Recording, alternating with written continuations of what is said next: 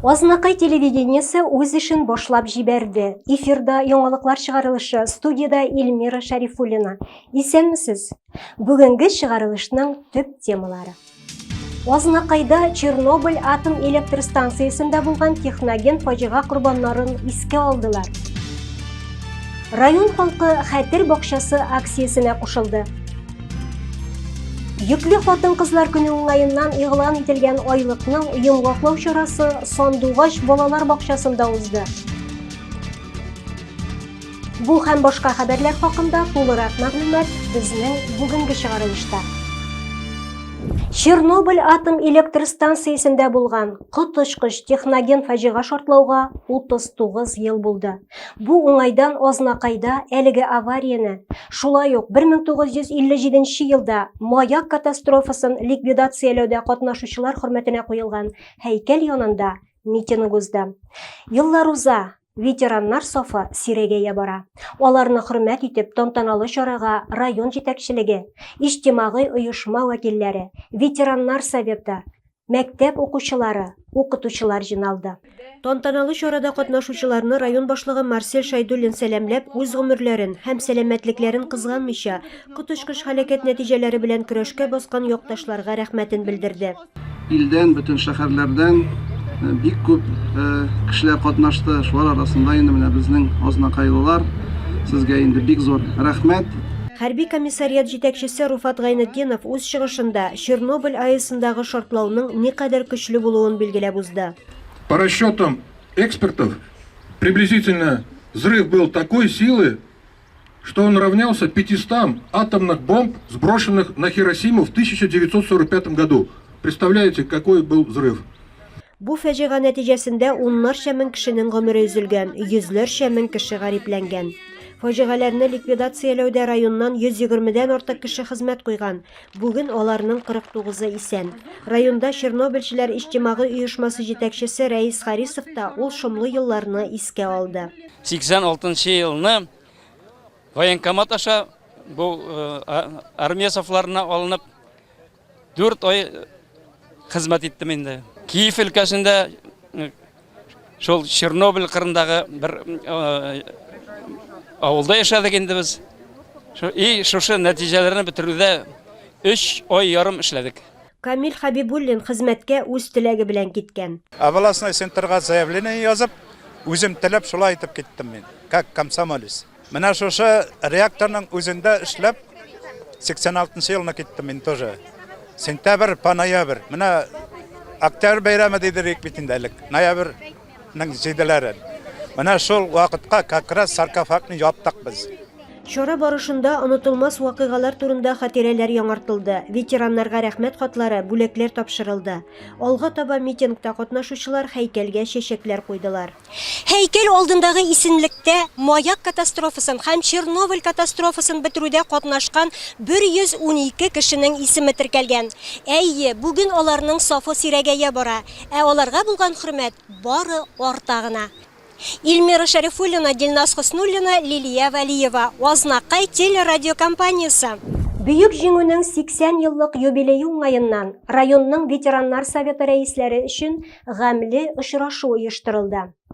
Анда район башлыгы Марсель Шайдуллин, Татарстан Республикасы Дәүләт Советы депутаты Нәҗип Хаҗипов, районның төрле оешмаларында озак еллар дәвамында ветераннар советы рәисе вазифасын башкарган өлкән яшьтәгеләр, сугыш чоры балалары катнашты. Бүген Азнакай районында 184 тыл хезмәтчәне, 21 тыл хатын, 2387 сугыш чоры балалары яши. Шуларның берсе Рудис Салахов. Сугыш чоры аннан соңгы елларда күп сынаулар аша үтеп, үзенең 50 елга якын гомерен хезмәткә багышлаган кеше. Әтием сугышта аягын өздереп кайткан, икенче группа инвалиды, 43 елда кайткан, уже 41да киткән булган. Бер аягын өздереп кайтып, второй группа инвалид булып, аны колхозда Ревкомиссия председателя пожарный депо бар, аның хуҗасы булды. Аннан бөтен ат катланып, төнне каравылларны тикшерәдер, колхозда ирләр юк бит, алар кайтканнар, сугыш инвалидлары ирделәр астыннан.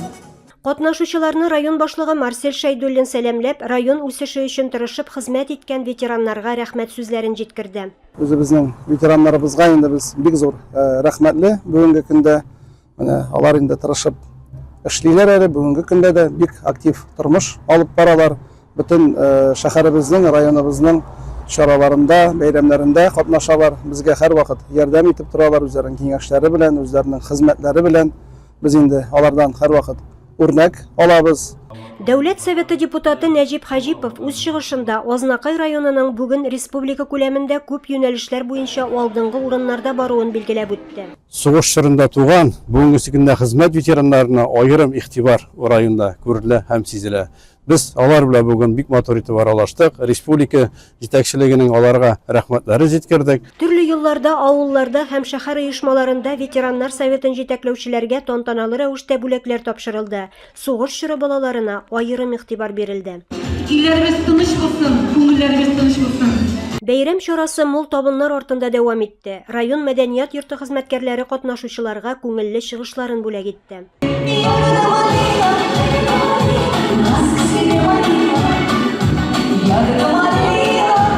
Илмира Шарифуллина, Дилназ Хуснуллина, Лилия Валиева. Азнакай телерадиокомпаниясы. Районда хәтер бакчасы халыкара акциясе кысаларында агачлар утыртылды. Чараны оештыручылар булып, хәтер бакчасы оешмасы, җиңү полководецларының хәтер фонды, җиңү волонтерлары һәм урман волонтерлары бөтен Россия иҗтимагый хәрәкәте тора. Әлеге чара шәһәрнең Монолит микрорайонында узды. Яшелләндерү чарасын безнең төшерү төркеме күреп кайтты. Хәтер бакчасы акциясе инде 6 ел рәттән уза. Быел ул бөек җиңүнең 80 еллыгына багышлана. Чарада Азнакай урманчылыгы һәм урман хуҗалыгы белгечләре, территориаль иҗтимагый үзидарә рәисләре, мәктәп укытучылары, укучылары, микрорайон халкы катнашты. Утыртылган һәр агач ул тере һәйкәл. Менә шундый лозунг астында эш башкардылар катнашучылар. Экология һәм ватаныбызның тарихи хәтерен саклап калу өчен эшләргә әзер кешеләр саны арта бара дип билгеләп узды шәһәр башкарма комитеты җитәкчесе Эльвир Габдрахманов. Бик зур рәхмәт, менә укучыларыбыз да катнашты. Шуңа күрә инде менә шулай агачлар утыртулар безнең дәвам итәчәк. Менә шу 80 еллыкка багышланган чараларны әле без тагын кабатлаячакбыз һәм инде барлык катнашкан менә үзебезнең халкыбызга бик зур рәхмәтебезне әйтәбез. Акциядә катнашучылар көче белән барлыгы 80 дәнә юкә үсентесе утыртылды. Бик матур акция булды. Шушы утырткан агачларыбыз матур итеп үсеп китсеннәр. Безгә яшеллек биреп торсыннар, күңеллелек биреп торсыннар. Һәм шушы форсаттан файдаланып, барыгызны да якынлашып килүче 1 май бәйрәме белән, 9 май бәйрәмнәре белән котлыйбыз. Акция алга таба да узачак. Утырту вакыты һәм урыны турында Хәтер бакчасы сайтында һәм Татарстан Республикасы Урман хуҗалыгы министрлыгы сайтында белергә мөмкин. Илмира Шарифуллина, Рөстәм Акбаров, Лилия Валиева. Азнакай телерадиокомпаниясы. Азнакайда йөкле хатын-кызлар катнашында тормыш турында кайгыртып, абортларны профилактикалау һәм аңлы ата-ананың культурасын, статусын һәм кыйммәтләрен күтәрү дип исемләнгән чара узды. Анда район җитәкчелеге, иҗтимагый совет вәкилләре, ЗАГС бүлеге, хатын-кызлар оешмасы, мәгариф бүлеге белгечләре катнашты. Теманың дәвамы алдагы материалда. Шәһәрнең 21-нче Сандугач балалар бакчасында узган очрашуга 2-нче, 3-нче һәм аннан соңгы сабыйларын көтүче әниләр чакырылы иде. Аларны район башлыгы урынбасары Роза Галиева сәламләде. Мы в своем районе для вас постараемся создать все комфортные условия, чтобы и рожалось легко, и воспитывалось легко, и жилось вам счастливо на территории нашего района. Районның хатын-кызлар иҗтимагый оешмасы җитәкчесе Эльвира Галиева мондый чараларны күпләп үткәрү абортларга профилактика булып саналуын билгеләп үтте. Сулау гимнастикалары, йөзү безнең бассейнда инде атнасына 2 тапкыр ул бара. Анда безнең 20ләп әни йөри, булачак әни дип әйтик инде. Алар бит инде бәбе кайта да яңара безнең состав. Шулай итеп без хәзер теге чат оештырдык үзебез өчен, группа WhatsApp'та плавание для беременных дигән. Һәм шуннан Çıkıp gitüşlerini biz anlayız, onlar alıp kaçkanlar bebeydi bizde. Bebey tuturganlar dep. Şunun suyunip turabız onlar için. Чара барышында бәби көтүче ханымнар өчен музыка, аның уңайлы йогынтысы тәэсире хакында күнекмәләр бирелде, осталык дәресләре үткәрелде. Булачак әниләр музыка коралларында уйнап, биеп, күңелле аралаштылар. Әлеге очрашу җәмгыятьтә ана һәм балаларга сакчыл мөнәсәбәт формалаштыруның бер өлгесе булды. Илмира Шәрифуллина, Дилназ Хоснуллина, Лилия Валиева. Ознакай телерадиокомпаниясе. 26 апрель бүйük шагыйребез Габдулла Тукайның тууына 139 ел тулу уңайыннан Тукай шигъри чишмәбез дип исемләнгән шигырь бәйрәме узды. Яз, апрель айын Тукайдан аны искә алудан башка күз алдына да китереп булмый. Быел да ул Тарсус паркының Тукай һәйкәле янында зур җанлылык белән үтте. Күренекле язучыбызның туган көне алдыннан үткәрелгән бәйрәм чарасына район җитәкчеләре, шигырь сөючеләр, сәнгать әһелләре, укучылар җыелган иде. Бик зур рәхмәт үзебезнең балаларыбызга, укытучыларыбызга, әтигәннәргә бик зур рәхмәт. Шулай туган телебезне яратып, туган телебезгә сөйләшеп, туган телебезне хөрмәт итеп, матур итеп яшәргә язсын. Менә күпме халык килгән, нинди матур күргәзмәләр ясаганнар безнең мәктәпләребез, балалар бакчалары, мәдәният хезмәткәрләре, библиотека хезмәткәрләре, менә барысына да бик зур рәхмәт. Бу дөньяда бәлки күп эшләр күрен, билгесездер, каядашылар бу тәкъдирем. Кая барсам, кайда торсам, нишләсәм дә, хәтеремдә мәңге калыр туган җирем. Быелгы чара үзгәрәк булды. Биредә шагыйрь Әнәс Исаковның 80 еллыгына багышланган Чишмәләр илесен туган як дип аталган район конкурсы лауреатлары бүләкләнде. Бәйрәм чарасы театральләштерелгән әдәби-музыкаль чыгышлар белән үрелеп барды. Тукай язы, Тукай моңы күңелләрдә әнә шундый матур мизгелләр белән уелды.